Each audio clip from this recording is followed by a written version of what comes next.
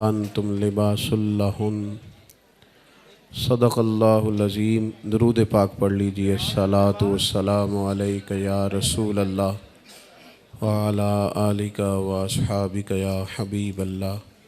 حمد و صلاۃ کے بعد شادی نہایت خوشی اور مسرت کا موقع ہوتا ہے۔ ہمارے ہاں کوشش کی جاتی ہے کہ شادی کے موقع پر کوئی بھی قریبی رشتہ دار، دوست، جاننے والا ناراض نہ ہو۔ شادی کے موقع پر کوشش کی جاتی ہے کہ کوئی شخص بھی ناراض نہ ہو، اور کچھ لوگوں کو منانے کا ارادہ نہیں بھی ہوتا تو باوجود اس کے بھی اپنے دل پر پتھر رکھ کر بھی لوگ کہتے ہیں خوشی کا موقع ہے، فلاں آدمی کو کسی طریقے راضی کیا جائے اور شادی میں شامل کیا جائے۔ یہ اچھی بات ہے اور یہ بڑی حوصلہ افزا بات ہے۔ کسی مسلمان مومن کو ناراض کرنا بھی نہیں چاہیے، لیکن عرض یہ ہے کہ جہاں شادی پہ ہماری کوشش ہوتی ہے کہ کوئی ہمارا اپنا ناراض نہ ہو، کوئی ہمارا قریبی پیچھے نہ رہ جائے، تو یہ بھی تو کوشش ہونی چاہیے نا شادی پہ کہ اللہ رسول ناراض نہ ہو، اور کوئی ایسا کام نہ کیا جائے جس سے اللہ تعالیٰ ناراض ہو جائے یا نبی پاک علیہ الصلاۃ والسلام کی ناراضگی کا وہ سبب بن جائے۔ خوشی کا اظہار کرنے کا اسلام حکم دیتا ہے، قُلْ بِفَضْلِ اللَّهِ وَبِرَحْمَتِهِ فَبِذَلِكَ فَلْيَفْرَحُوا۔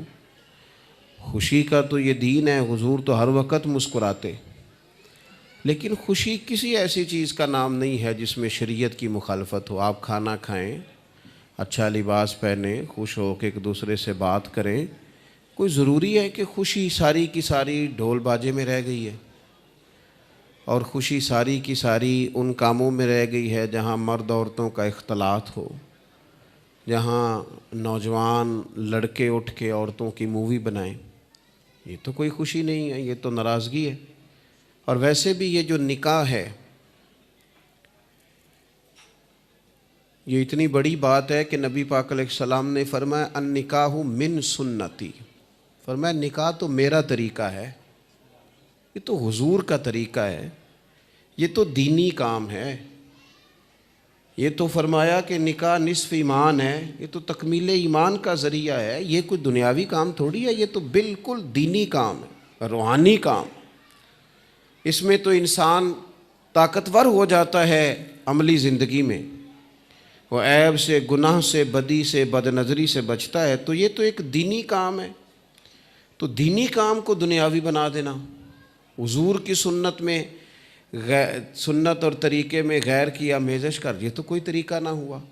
اس لیے شریعت کے اصولوں کے عین مطابق کوئی منع نہیں کر رہا بڑے اچھے اچھے کھانے پکائیں، لیکن ایسی چیزیں جو دین سے ٹکراتی ہیں، جو شریعت اسلامیہ سے ٹکراتی ہیں، ان سے اپنے آپ کو بچایا جائے۔ حتی الامکان یہ کوشش کی جائے کہ کوئی ایسا کام نہ ہو جسے اللہ رسول ناراض ہو۔ ایک بات۔ دوسری گزارش یہ ہے کہ کتنے دن پہلے یہ ہال بک کرایا گیا ہوگا، کتنا خوبصورت اسے سجایا گیا ہے، کتنے دن پہلے فرنیچر کا آرڈر دیا جاتا ہے، بچے کی کپڑوں کا، شیروانی کا آرڈر دیا جاتا ہے۔ اگر اتنے دن پہلے یہ کوشش کی جاتی ہے تو صرف ایک دو دن پہلے اگر بیٹی اور بیٹے کو کسی معلم اور کسی معلمہ کے پاس لے جا کر، بیٹی کو معلمہ کے پاس، بیٹے کو معلم اور استاذ کے پاس لے جا کے اسے میاں بیوی کے حقوق بھی سکھا لیے جائیں، کچھ نکاح طلاق کے مسائل سے بھی آگاہ کر لیا جائے، تو اتنی زیادہ معاذ اللہ ثم معاذ اللہ، اللہ تعالیٰ معاف فرمائے، جو طلاقیں ہوتی ہیں بچ جائیں گی اگر مسائل کا پتہ ہوگا تو۔ لیکن ہم جن کاموں کی اشد ضرورت ہوتی ہے وہ نہیں کرتے۔ بچوں کو تعلیم دی جائے، بتایا جائے اور ان کو سکھایا جائے کہ بھئی اس طرح کر کے آپ کا، دیکھیں نا، دو باتیں عرض کرتا ہوں۔ نبی پاک صلی اللہ تعالیٰ علیہ وسلم نے عورت سے یہ کہا تھا، اگر خدا کے علاوہ کسی کو سجدہ جائز ہوتا تو میں عورت سے کہتا کہ وہ اپنے خاوند کو سجدہ کرے، کیا معنی اس میں تعلیم دی کہ وہ تعظیم کرے اپنے شوہر کی، اس کا اکرام کرے۔ اور دوسری جانب مرد کے لیے حضور نے فرمایا تم میں سے بہترین شخص وہ ہے جو اپنے گھر والوں کے لیے بہتر ہے۔ باہر تمہارا اخلاق بڑا اچھا ہے، تم بڑے اچھے ہو، گھر آتے ہو تو تلخ ہو، لہجہ ہی ٹھیک نہیں۔ ہن لباس لکم وانتم لباس لہن، مرد عورت کا لباس ہے، عورت مرد کا لباس ہے، تو بیوی نے تمہیں بات بتانی ہے ساری، یہاں تم ڈانٹ کے چپ کرا دیتے ہو یا ٹال دیتے ہو۔ چاہیے تو یہ کہ اسے وقت دو۔ محبوب نے فرمایا تم میں بہترین شخص وہ ہے جو اپنے گھر والوں کے لیے بہتر ہے۔ سیدہ عائشہ صدیقہ رضی اللہ تعالیٰ عنہ فرماتی ہیں حضور اتنے کریم تھے، جب تک گھر میں رہتے گھر کا کوئی کام ہی کرتے رہتے۔ تو اپنے گھر والوں کے ساتھ یہ رویے پہلے سے سکھائے جائیں۔ تیسری بات، اور بس میں اپنی بات سمیٹتا ہوں، وقت بہت زیادہ ہو گیا ہے۔ تیسری بات یہ ہے کہ جو گھر والے ہیں وہ کوشش کریں میاں بیوی کے درمیان محبت پیدا کرنے کی۔ ایسی باتیں نہ کریں جس سے ان کے درمیان گھر میں ساری نعمتیں موجود ہوں، بچے بھی ہوں، گھر بھی کشادہ ہو، ہر چیز ہو نا گھر میں، صرف میاں بیوی کا پیار نہ ہو، اس گھر میں رہا نہیں جا سکتا۔ اور کچا مکان ہو، تھوڑے پیسے ہوں، لیکن گھر میں ایک دوسرے کے ساتھ تعلق احترام اور اعتبار کا ہو تو وہاں بڑی ٹھنڈی سانسیں لی جا سکتی۔ ہمارے ہاں یہ ہوتا ہے کہ چاہیے تو یہ نہ کہ میاں بیوی کو ایک دوسرے کے حق میں باتیں بتائی جائیں کہ بیٹا تیری بیوی بڑی اچھی ہے، دیکھنا سارا کچھ چھوڑ کے آئی ہے تیری خاطر، اور بچی کے گھر والے کہیں کہ تیرا شوہر بڑا اچھا ہے، وہ تو جب بھی آتا ہے، لیکن وہ کیا ہوتا ہے کہ لڑکی کے گھر والے اسے کہتے ہیں پتر بس ان تو گزارا ہی کرنا ہے، نصیب ہی ہے انسان۔ اور یہی بات وہ ویکھو نا جے منڈے نوں آوندیاں سار پانی پوچھ لیندی تے چنگا نہیں سی، وہ بھئی آپ نے دو لفظ کہہ کے تباہی کر دی، آپ تو سائیڈ پہ چلے گئے، انہوں نے اکٹھے رہنا تھا، زندگی میں زہر گھول دیا۔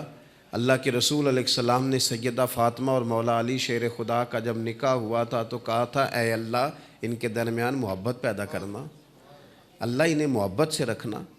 حضور علیہ السلام اپنی ازواج کے ساتھ محبت کرتے، پیار کرتے، ان کی بات سنتے۔ تو کوشش کریں کہ میاں بیوی کو سپورٹ کریں اس طرح کہ وہ ایک دوسرے سے جڑیں، ان کے درمیان جتنی زیادہ اعتبار ہوگا، احترام ہوگا، جتنی ان کے درمیان ایک دوسرے کے لیے دل میں وسعت ہوگی، اتنا گھر صحیح رہے گا۔ ورنہ میں نے دیکھا ہے کہ بچے بیچارے دوراہے میں کھڑے ہیں کہ ہم نے ابا کو سپورٹ کرنا ہے کہ اماں کو سپورٹ کرنا ہے۔ میں گھر میں موجود تھا تو میرے گھر والوں نے کہا کہ مدرسے کا ایک بچہ بڑا روتا ہوا آیا ہے، تو میں پریشان ہو گیا، شاید کسی استاذ نے مارا ہے۔ بچے کو میں نے جلدی سے بلایا تو وہ کانپ رہا تھا، تڑپ رہا تھا، تو میں بڑا پریشان ہو گیا، خدا خیر کرے۔ میں نے اسے تھپکی دی، پیار کیا، میں نے کہا پتر کیا ہوا؟ کہنے لگا پیر صاحب گھروں ٹیلی فون آیا ہے، میری امی تے ابو پھر پہ لڑتے نے، تو جب وہ لڑتے ہیں تو ہم چارپائیوں کے نیچے چھپتے ہیں، رونا آتا ہے۔ حضرت صاحب پتہ نہیں ان کار کی ہوندا ہونا ہے، کوئی دعا فرماؤ۔ تو کون اسے تڑپا رہا ہے؟ کوئی غیر؟ بچے تڑپ کے رہ جاتے ہیں جب ماں باپ کا اختلاف ہوتا ہے۔ تو شروع سے ہی کوشش کی جائے کہ ان کو کچھ اس طرح رکھا جائے۔ یہ اس درد کو سمجھیے گا جو میں نے بیان کیا ہے، اور جو لوگ اس کرب سے گزرے ہیں وہ یاد رکھیں کہ وہ گھر کئی حصوں میں تقسیم ہو جاتا ہے جہاں میاں بیوی کا آپس میں سلوک ٹھیک، وہ کوئی بھی نہیں کپڑے نہیں پائی دے جڑے ویاہ تے ملتے ہیں، ساری عمر وہ کپڑے پانے نے۔ کوئی اس بات سے لڑائی شروع کر دی ہے کہ سانو دنوں تے کپڑے نہیں سن ملے، سانو خیر مقدم نہیں سی آکھیا، ساڈا ملنی نہیں سی کیتی۔ او خدا کا خوف کرو، کس بات کو لے کر آپ نے دو زندگیوں سے کھیلنا شروع کر دیا ہے؟ تو کوشش کریں کہ باہمی محبت ہو، قرار ہو۔ مجھے امید ہے جو میں نے چند گزارشات کی ہیں، یہ میرے شیڈول میں پروگرام نہیں تھا، لیکن دوست بڑی محبت والے تھے اور بڑا ہی رابطہ کر رہے تھے، شاید ان کی محبت کا ہی یہ صلہ ہے کہ اللہ نے موقع بنا دیا اور میں یہاں حاضر ہو گیا۔ اللہ کے حضور دعا کرتا ہوں اللہ تعالیٰ ماں بہن دونوں کے بہت ساری محبت رکھے، اور جتنے خوبصورت چہرے اس شادی میں شریک ہیں اللہ تعالیٰ سب کو برکات عطا فرمائے۔ اللہم صلی علی سیدنا مولانا محمد معدن الجود والکرم وآلہ وبارک وسلم۔ اللہ تعالیٰ اپنے فضل و احسان کے ساتھ اس خوبصورت شادی کو، ان دونوں کو بہت ساری برکات عطا فرما۔ اے اللہ ان دونوں کے درمیان پیار، محبت، اتفاق، احترام اور اعتبار کے رشتے کو قائم فرما۔ چھوٹی چھوٹی باتیں درگزر کر کے اعلیٰ ظرفی سے زندگی گزارنے کی توفیق عطا فرما۔ ان کے ماں باپ کو ان کی طرف سے ہمیشہ ٹھنڈی ہوا عطا فرما۔ کائنات کے رب سب کی بیٹیوں کو اپنے اپنے گھروں میں آباد فرما، سب کے بیٹوں کو اپنے اپنے گھروں میں آباد فرما، اولاد کی دکھ تکلیف دیکھنے سے سب کو محفوظ فرما۔ اے کائنات کے مالک، نبی پاک علیہ السلام اور آپ کی ازواج مطہرات مومنوں کی مائیں، ہمیں ان کے طریقوں پر چلنے کی توفیق عطا فرما۔ ان دونوں کو رزق حلال، صدق مقال، اولاد صالح، دنیا اور آخرت کی نعمتوں سے مالا مال فرما۔ حاسدوں کے حسد سے، شریروں کے شر سے، مفسد کے فساد سے، ظالم کی میلی نظر سے، نفس اور شیطان کی شرارتوں سے بچا۔ ایسی خواہشات جو غلبہ کر جائیں، ایسی سوچیں، ایسے وسوسے جو غالب آنے لگیں، اس سے محفوظ فرما۔ اے اللہ، مقدر کی ساری خزائیں رخصت کر کے بخت کی بہاریں عطا فرما، امت کی خیر فرما۔ ترکی، لبنان، جہاں جہاں مسلمان تکلیف میں، اللہ امت کی خیر فرما، امت پر فضل فرما، پاکستان پر رحم فرما، دنیا اور آخرت میں ہماری پردہ پوشی فرما۔ رب اغفر وارحم وانت خیر الراحمین، وصلی اللہ تعالی علی حبیبہ سیدنا محمد علیہ